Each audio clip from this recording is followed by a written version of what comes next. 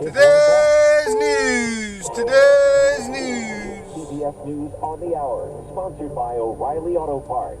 I'm Linda Kenyon. The U.S. Supreme Court has heard arguments involving former President Trump's claims of absolute immunity from prosecution, involving attempts to overturn the 2020 election. Trump attorney D. John Sauer argues presidents must have immunity or they cannot perform their duties. Prosecuting the president for his official acts is incompatible with our constitutional structure. Prosecutor Michael Draven says what is incompatible with the constitutional structure is the very notion of absolute immunity. Such presidential immunity has no foundation in the Constitution. And therein lies the problem, says law professor Lori Levinson. Either the Supreme Court itself sorts out which acts have immunity, or it sends it down to a lower court. I'm Linda Kenyon. Now with more CBS News, here's Monica Ricks.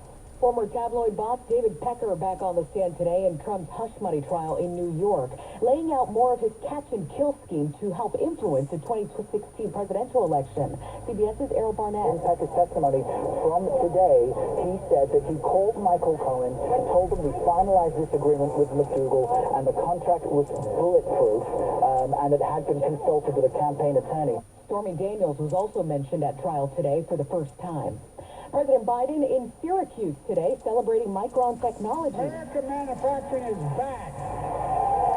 New factories are going up all across the country. And communities like Syracuse are writing the great American comeback story. They are building a campus of computer chip factories in upstate New York and Idaho.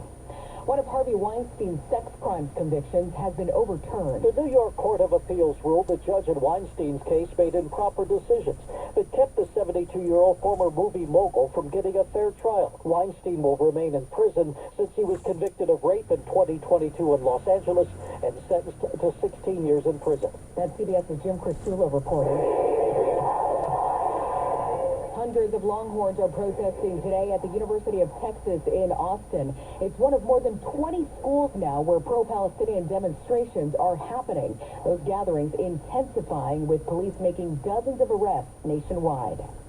Food recalls hit record numbers last year. Here's CBS's Cooper Lawrence. A new report says there were 313 of them. That's an 8% increase from 2022. Contaminated foods resulted in 6 deaths and over 1,100 illnesses, although researchers suspect there were even more, since most people recover from food poisoning quietly at home without reporting it.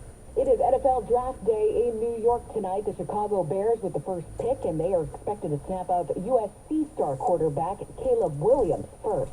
This is CBS News. Well, that's today's news. Today's news. I didn't hear any good news, did you? I didn't think so. I guess it's all about perspective. The glass is half full. Well, as always, I want to thank you again for coming along with me on these Dash Cam News Adventures. You know the drill. Peace, love, and all that hippie jazz. Bye-bye, everybody. It's 62 degrees in Alameda, California.